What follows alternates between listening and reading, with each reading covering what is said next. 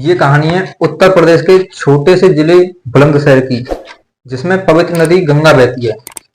दोस्तों, गंगा नदी के किनारे संजय नाम का एक युवक रहता था, जिसकी दो दो शादियां हो चुकी थी, लेकिन एक भी शादी सही सलामत नहीं चली। उसकी दोनों बीवियां उसे तलाक दे चुकी थी। उसकी दोनों बीवियों से उसका तलाक हो चुका था। उसके घर में कोई नहीं था, वो घर में अकेला रहता था। उसे जरूरत थी एक पत्नी की।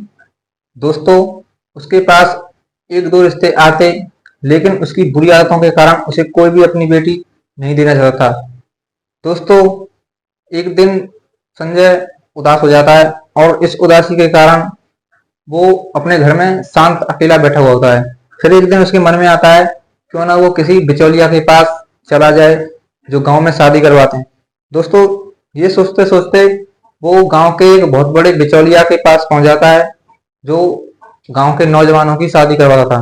दोस्तों, वो उसके पास पहुंच जाता है। संजय बिचौलिया से गांव के अंदाज में राम राम करता है और उन्हें अपनी पूरी कहानी सुनाता है।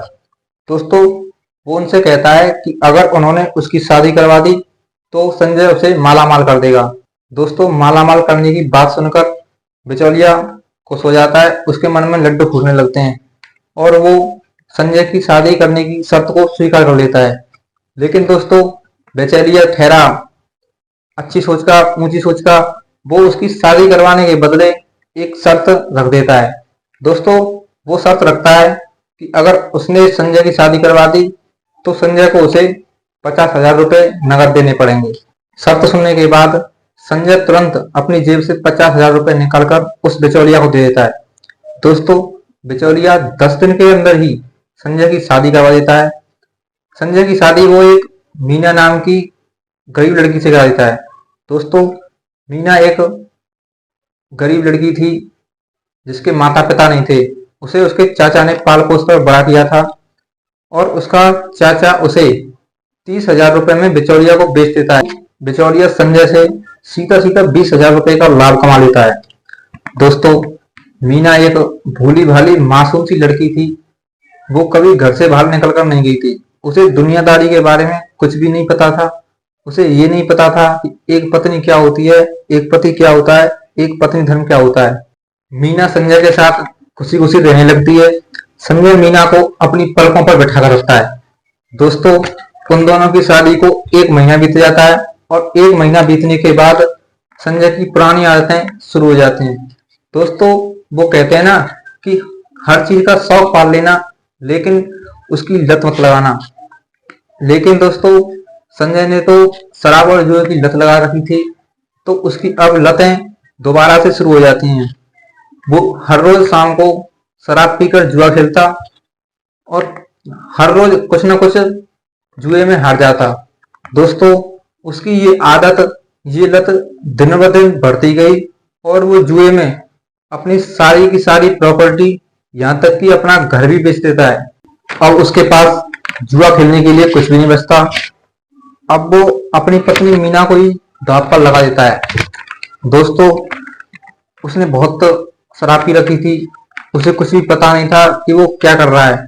इसीलिए दोस्तों, वो मीना को अब जुए में हार जाता है। जब संजय मीना को जुए में हार जाता है तो उसका अधिकार अब मीना से खत्म हो चुका होता है। दोस्तों, जुआ खेलने वाले और जुए में मीना को जीतने वाले वो तीनों लोग मीना के कमरे में अंदर घुस जाते हैं और अंदर जाकर वो देखते हैं कि मीना ने नाइट ड्रेस में मैक्सी पहन रखी है। वो देखते हैं कि उसके माथे पर कुमकुम लगा हुआ है और वो एक सुंदर सी सुशील सी लड़की है। वो तीनों लोग मीना की ड्रेस को खींचने लगते हैं। दोस्तों, तभी मीना जाग जाती है और जोर जोर से चीखने लगती है, चिल्लाने लगती है।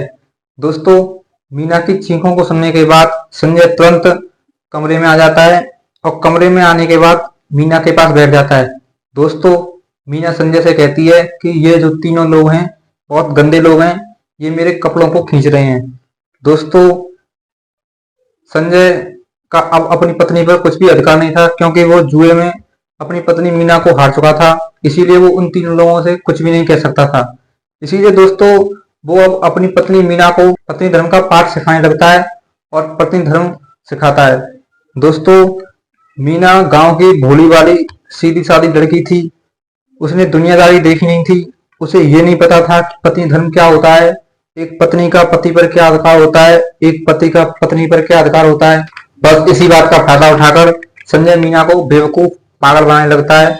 वो उससे कहता है कि ये जो तीनों लोग हैं ये तुम्हारे बदन की जांच करने आए हैं, जो तुम्हारा पत्नी धर्म है, जो तुम्हें करवाना पड़ेगा।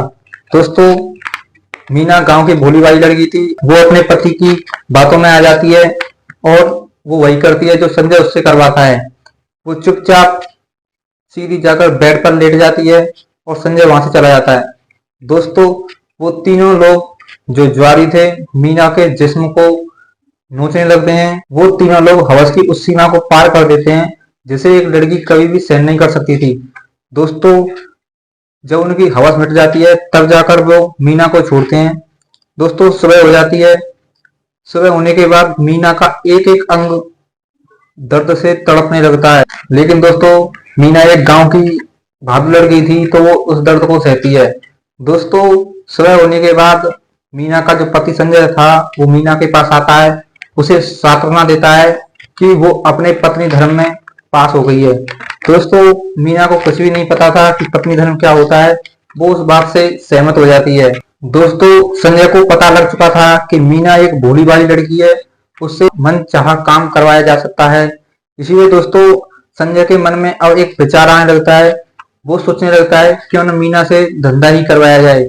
दोस्तों, ये सोचते सोचते वो मीना को पत्नी धर्म का और ज्यादा से ज्यादा पाठ सिखाने लगता है।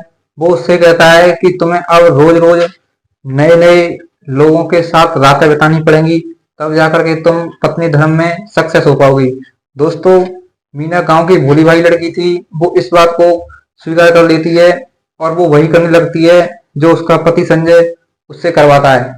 दोस्तों, संजय अब रोज रोज चार चार लोगों को एक दिन में मीना के पास भेजता। वो इन चारों लोगों को 800-800 रुपए में लेके आता।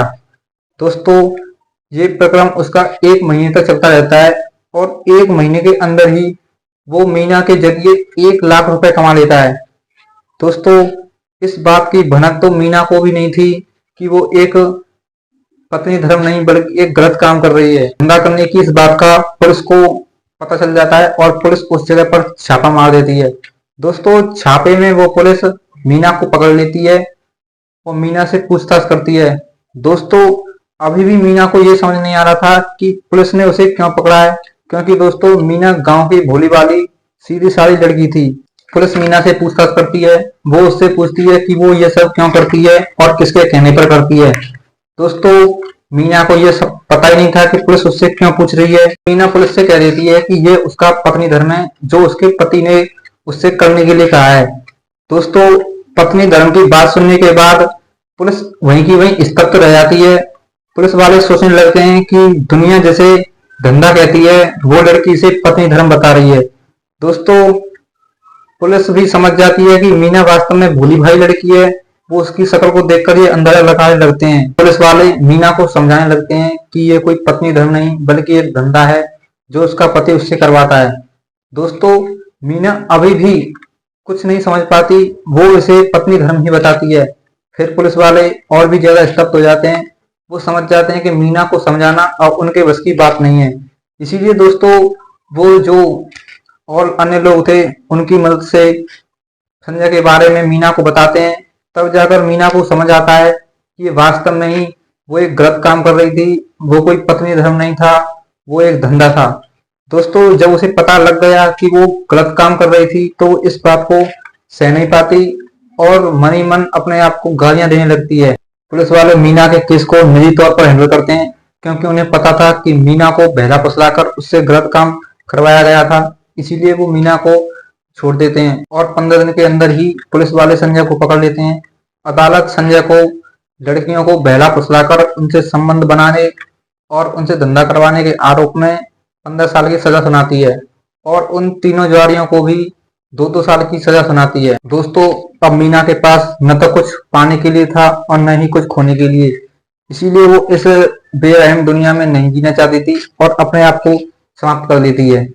नमस्कार दोस्तों, इस कहानी के द्वारा मैं आप सभी से यही कहना चाहूंगा कि किसी भी भोले वाले व्यक्ति के भोलेपन का फायदा न उठाएं, क्योंकि दोस्तों भोले भाला व्यक्ति आपके पास तभी रहता है जब वो आप पर विश्वास करता है। अगर आप ही उसका विश्वास तोड़ देंगे तो वो किसके साथ रहेगा, वो इस दुनिया में नहीं जी पाएगा। इसीलिए दोस्तों, किसी भी भोले वाले व्यक्ति के भोलेपन का फायदा ना उठाएं। दोस्तों, अगर कहानी अच्छी लगी हो तो वीडियो को लाइक और चैनल को सब्सक्राइब कर लीजिए, जिससे कि मैं ऐसी ऐसी कहानियां आपके सामने लाता रहूं। अगर दोस्तों आपको ये कहानी अच्छी लगी हो तो आप इसे YouTube पर भी देख सकते हैं।